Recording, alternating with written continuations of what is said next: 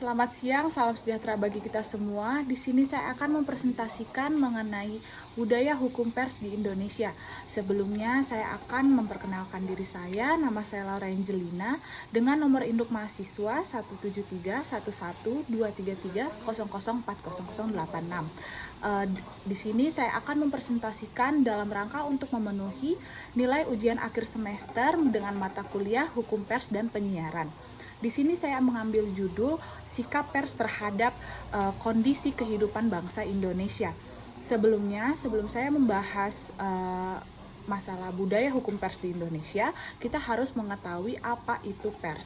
Pers itu adalah lembaga sosial dan wahana komunikasi massa yang melaksanakan kegiatan jurnalistik, di mana pers itu dapat membantu masyarakat menjelaskan situasi yang tengah bergolak. Dalam catatan perjalanan bangsa Indonesia, sejak masa penjajahan, kemudian memasuki kemerdekaan, masa Orde Lama, Orde Baru, dan masa reformasi, pers itu senantiasa dituntut konsisten dengan fungsinya sebagai penjaga ruang publik.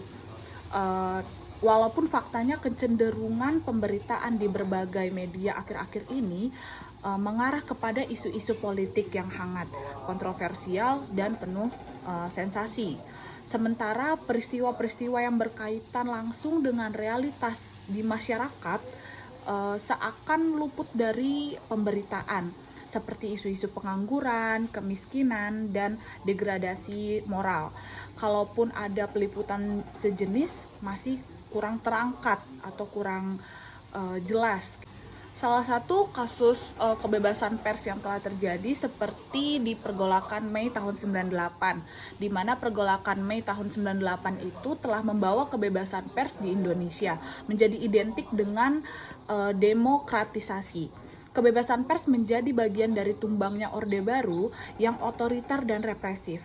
Sehingga masyarakat itu menganggap kebebasan akan bermakna banyak terhadap proses transformasi sosial, politik, dan ekonomi menuju tatanan masyarakat yang lebih demokratis.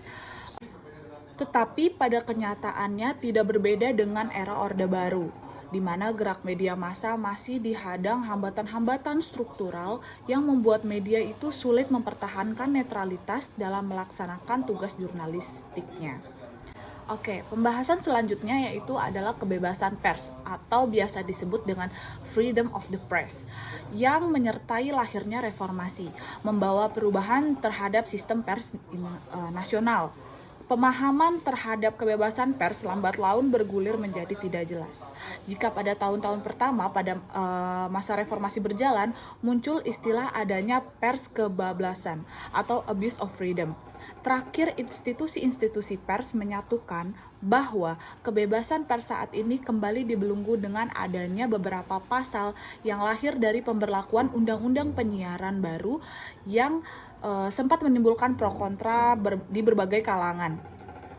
Dukungan sistem hukum nasional seperti Undang-Undang Nomor 40 Tahun 1999 terhadap keberadaan pers ternyata masih mengundang kontroversi.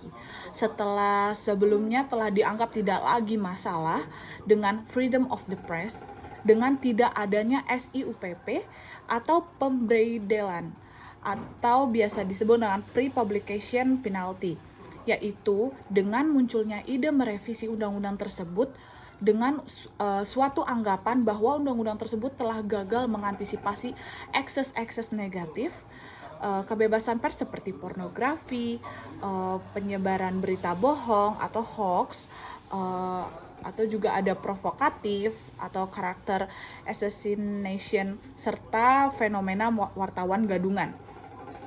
Dalam suasana bangsa demikian, pers diharapkan mampu membantu menciptakan suasana yang kondusif, bukan sebaliknya seperti yang sering dituduhkan. Berbagai kalangan pers dianggap turut memperkeruh kondisi bangsa yang sedang terpuruk dengan pemberitaan-pemberitaan yang sering kali memojokkan pemerintah.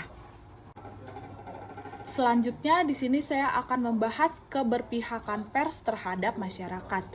Pengaruh pers terhadap masyarakat dapat bersifat baik, akan tetapi dapat juga bersifat sebaliknya.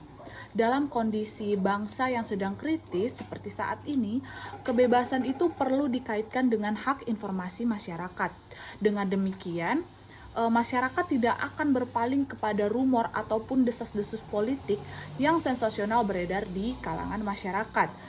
Seperti contohnya, masyarakat itu perlu membutuhkan penjelasan mengenai informasi seperti contohnya sebab terpuruknya ekonomi, ataupun kemana hilangnya uang negara dalam miliaran rupiah dalam kasus korupsi yang melibatkan para pejabat negara, atau hal lainnya.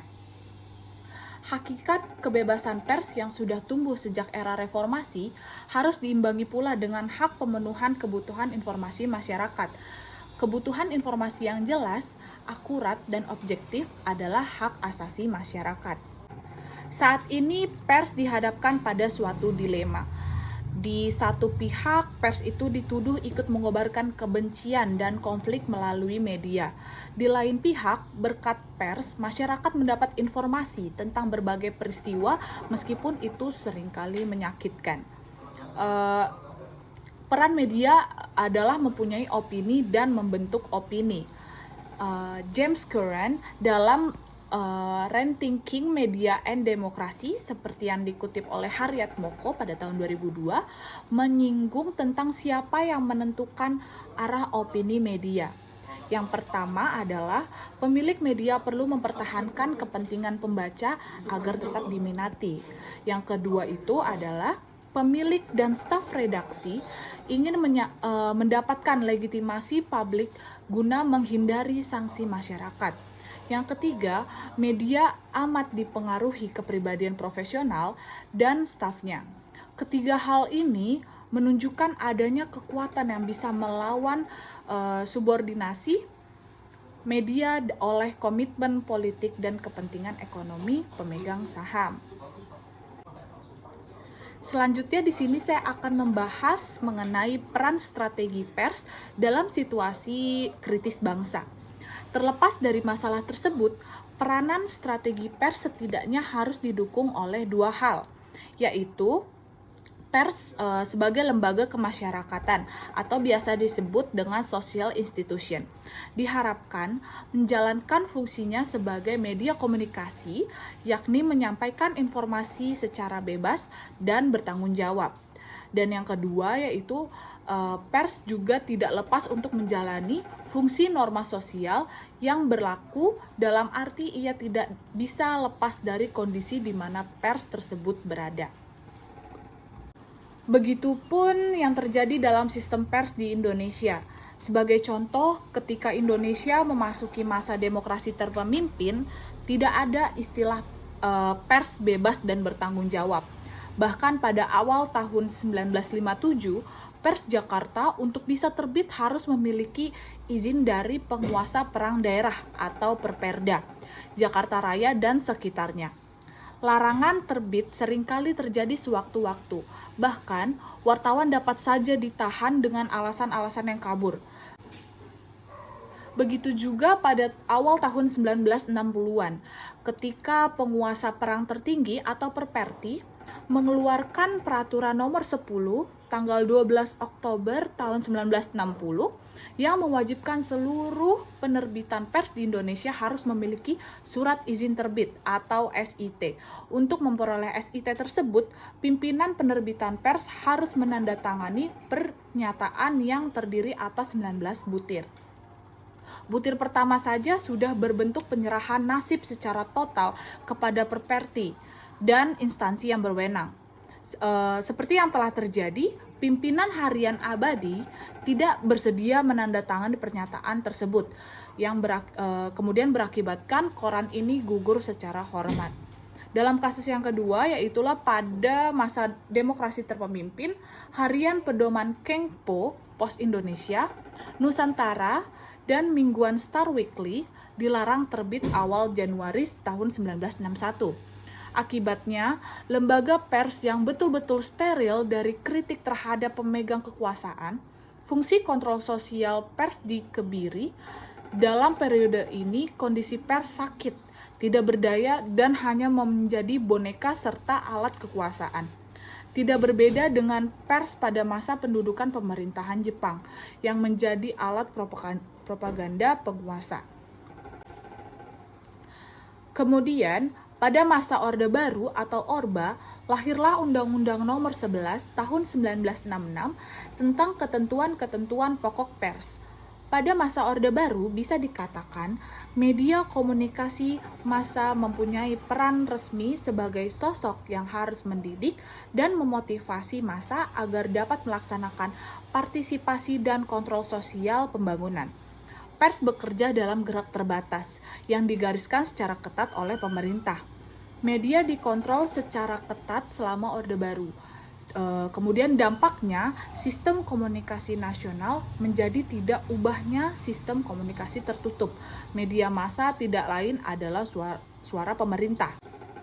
Selanjutnya, pasca Orde Baru, pers mendapat ruang kebebasan lebih besar, antara lain dengan pencabutan aturan SUPP, legislasi organisasi profesi wartawan non-PWI seperti AJI, IJTI, dan sebagainya.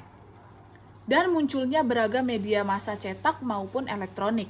Kebebasan pers pasca Orde Baru ini menjadi jalan pembuka bagi siapapun untuk menyampaikan aspirasi atau gagasan mereka. Banyak kalangan masyarakat yang merasa prihatin dengan keadaan pers saat ini, bahkan menganggapnya sebagai masalah sosial. Keprihatinan mereka tersebut juga pernah dilontarkan oleh Paul Lazarsfeld dan Robert K. Merton pada tahun 1985, di mana sebagai berikut. Yang pertama itu, banyak orang khawatir akan ambiguity dari media massa serta kekuatan-kekuatannya yang potensial untuk memanipulasikan orang-orang untuk tujuan yang baik maupun buruk. Yang kedua, sebagian orang merasa takut bahwa kelompok-kelompok dengan kepentingan ekonomi dapat menggunakan media massa untuk menjamin ketundukan masyarakat pada status quo sosial dan ekonomi, sehingga memperkecil kritik sosial dan memperlemah kemampuan khalayak untuk berpikir kritis. Dan yang terakhir yaitu ketiga, para kritikus memperkirakan bahwa media massa dalam melayani khalayak luas dapat menyebabkan kemerosotan cita rasa dan standar budaya populer. Akhirnya, sebagian orang mengkritik media massa karena menghilangkan sukses sosial yang merupakan jeripayah para pembaharu selama berpuluh-puluh tahun. Pers di negara kita bisa dikatakan terus berproses mencari bentuk ideal sebagai suatu lembaga yang favorable bagi khalayaknya. Bagaimanapun, dimanapun, sebuah media massa menjadi pembentuk atau cerminan perubahan suatu masyarakat. Sebelum saya mengakhiri presentasi hari ini, saya akan menarik kesimpulan, yaitu bahwa kebebasan pers yang ideal adalah kebebasan yang tidak mencederai kepentingan publik dan tidak melanggar hak asasi warga negaranya. Sekian presentasi dari saya. Terima kasih atas perhatiannya. Semoga presentasi saya pada hari ini bermanfaat bagi teman-teman semua, teman-teman perkuliahan maupun masyarakat sekitar. Semoga tetap sehat. Selamat siang.